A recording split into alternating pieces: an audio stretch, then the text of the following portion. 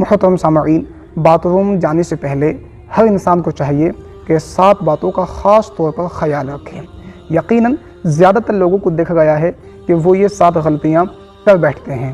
یہ 7 غلطیاں ایسی ہیں کہ انسان کو بعد میں بہت ہی پچھتانا پڑتا ہے، اور انسان نقصان بھی اٹھا لیتا ہے، پریشانیوں کا سامنا بھی کرنا پڑتا ہے، اور اس کو یہ محسوس بھی نہیں ہو پاتا ہے کہ یہ پریشانی جو مجھ پر آ رہی ہے کس وجہ سے آ رہی ہے، اس پریشانی کا، اس مصیبت کا ریزن کیا ہے۔ آج میں آپ حضرات کو بتاؤں گا کہ باتھ روم جاتے وقت 7 باتوں کا خیال رکھنا ہر مسلمان کے لیے یہ لازمی ہے، ضروری ہے کہ جب بھی مسلمان انسان باتھ روم میں جائے، ٹوائلٹ میں جائے، تو ان 7 باتوں کا خاص خیال رکھیں۔ نمبر 1، جب بھی آپ باتھ روم میں جائیں تو باتھ روم میں جانے سے پہلے آپ دعا پڑھ لیا کریں۔ جو ٹوائلٹ جانے کی دعا ہے اس دعا کو پڑھ لیا کریں۔ دعا بہت ہی آسان اور چھوٹی سی دعا ہے۔ یقیناً اگر آپ حضرات اس دعا کو پڑھ کر جائیں گے تو آپ شیاطین کے شر سے محفوظ رہیں گے، کیونکہ باتھ روم، ٹوائلٹ وغیرہ میں شیاطین، جنات وغیرہ رہا کرتے ہیں، اور جو انسان دعا کو پڑھ کر باتھ روم، ٹوائلٹ جایا کرتا ہے تو وہ شیاطین کے شر سے محفوظ ہو جاتا ہے۔ دعا کون سی ہے؟ اللہم انی اعوذ بک من الخبث والخبائث۔ کتنی آسان اور چھوٹی سی دعا ہے۔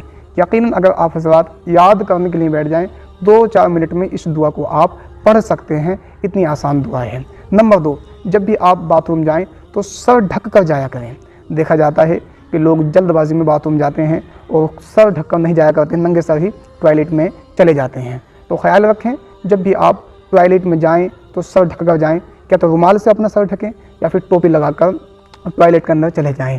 جو لوگ ننگے سر باتھ روم میں جاتے ہیں تو باتھ روم، ٹوائلٹ میں ننگے سر جانے کی 2 بڑی پریشانیاں ہیں۔ پہلی، انسان کو بھولنے کی بیماری ہو جاتی ہے جو بندہ ننگے سر ٹوائلٹ جاتا ہے۔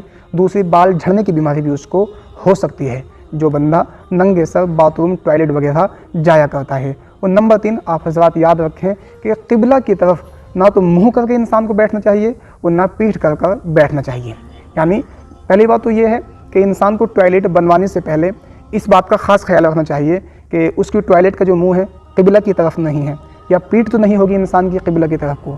تو تیسری بات کا آپ بھی خیال رکھیں کہ آپ نہ تو قبلہ کی طرف منہ کر کے بیٹھیں اور نہ ہی آپ قبلہ کی طرف جو ہے وہ پیٹھ کر کر بیٹھنا چاہیے۔ نمبر 4، جب آپ باتھ روم میں جائیں تو مکمل طریقے سے اطمینان حاصل کریں۔ یعنی دیکھا جاتا ہے لوگ جلدی جاتے ہیں اور پھر جلدی ہی نکل کر آ جاتے ہیں، بعد میں ان کو قطرے کی بیماری بھی ہو جاتی ہے کہ جو لوگ جلدی گئے اور جلدی ایک دم سے نکل کر آ جاتے ہیں۔ تو ایسا نہ کریں، بلکہ آپ مکمل اطمینان باتھ روم کے اندر حاصل کریں۔ نمبر 5، غسل خانے میں پیشاب کرنے سے بچیں۔ دیکھا جاتا ہے کہ لوگ غسل خانے کے اندر پیشاب کرنا شروع کر دیتے ہیں، تو غسل خانے میں پیشاب کرنے سے بھی انسان کو بچنا چاہیے۔ اور نمبر 6، لوگوں کو دیکھا گیا ہے کہ کھڑے ہو کر پیشاب کرنا شروع کر دیتے ہیں ٹوائلٹ کے اندر۔ تو دھیان رہے کہ کوشش یہ کریں مکمل طریقے سے کہ کھڑے ہو کر پیشاب نہ کیا جائے، بلکہ حتی الامکان بندے کو یہ کوشش کرنی چاہیے کہ وہ بیٹھ کر ہی پیشاب کرے۔ اگر ایسی سچویشن ہے، ڈاکٹر نے منع کر رکھا ہے، تو وہ الگ مسئلہ ہے، لیکن انسان کو یہ کوشش کرنی چاہیے کہ بیٹھ کر ہی بندہ پیشاب کرے۔ نمبر 7، جب آپ باتھ روم سے نکلیں تو باتھ روم سے نکلنے کی دعا پڑھیں اور اپنا دایاں پیر باتھ روم سے باہر پہلے رکھیں۔ دعا کون سی ہے؟ غفرانک الحمدللہ الذی اذھب عنی الاذی وعافانی۔